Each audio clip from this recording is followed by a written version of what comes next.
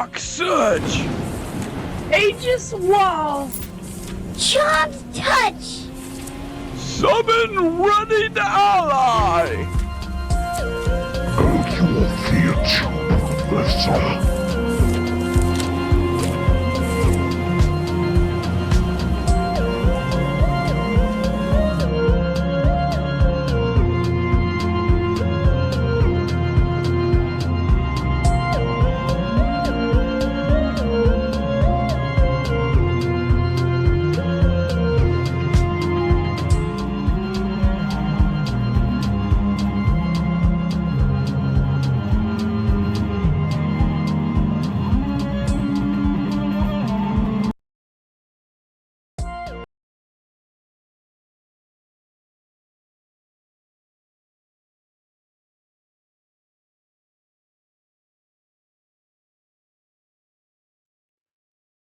Oh, hello there!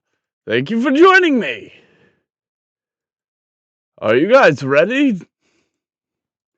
I can't hear you!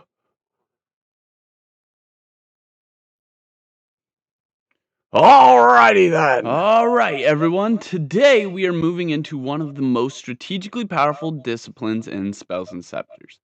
Beast handling. Creatures are not side characters, they are force multipliers. Used correctly, a beast can control space, break formation, soak damage, force saving throws, enable combo plays, or win a fight outright. Used poorly, they die quickly, or worse, they turn against you. So today, we are learning how to read them, control them, and decide whether to tame or summon them. Let's talk purpose on the battlefield real quick. A companion will attack alongside you. When you have two people attacking one target, this gives you advantage because you can flank. While a familiar is summoned to attack magical casts alongside you, which gives you a 0.5 multiplier. This will be your Rootling Grazer, for example. First, you have the name, Rootling Grazer. Next to its name, in glowing gold, you'll see the number 3. That number is its level. More importantly, its spell slot cost to summon it. If you do not have a level 3 slot available, you cannot summon it. The gold number is the binding cost. Now, below that, small plant beast on a line. That tells you this creature type and temperament. Plant beast means likely resistant to poison, likely vulnerable to fire. May not respond to charm in the same way an animal would.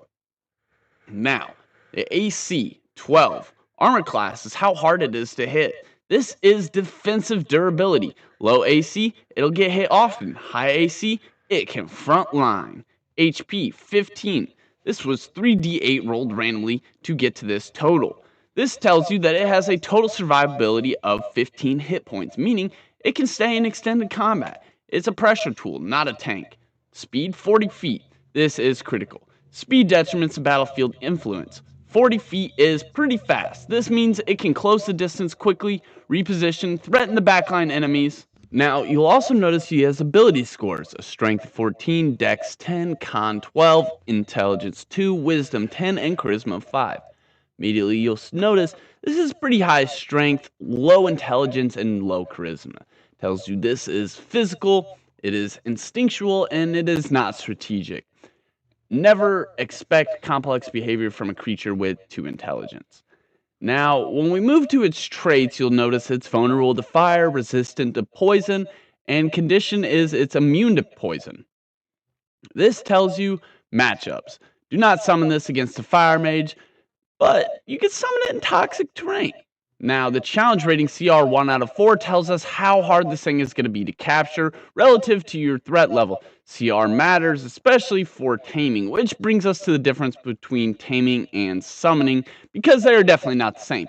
Summoning, when you expend a spell slot equal to the creature's level, that cost sustains its presence, and if you cannot pay the slot, then the summon fails. Action is wasted, summoning is reliable, intermediate, and controlled, but temporary. Now, taming is permanent bonding. It begins by weakening the creature. The effective taming calculation is 20 minus the HP it has lost. Meanwhile, the creature gains a save bonus equal to its remaining HP. So if a creature has 10 HP left, it gains plus 10 to resist bonding. This encouraged careful weakening, not reckless damage. Once weakened, you will use your action to attempt a bonding check. You can choose Charisma through Handling or Wisdom through Spirit, but you must roll against a DC of 20 plus the creature's CR. For example, creature's CR1, that is a DC of 21. The Rootling Grazer is CR14, so the DC would be 20 plus 1/4 rounded appropriately by the table rules. Taming is harder than summoning, but once bonded, the creature becomes part of your growth. Wild Heralds especially benefit from this, but let's talk about the battle application for generally everyone. The Rootling Grazer has one primary action, to charge. If it moves in a straight line, the target must make a DC 12 strength save.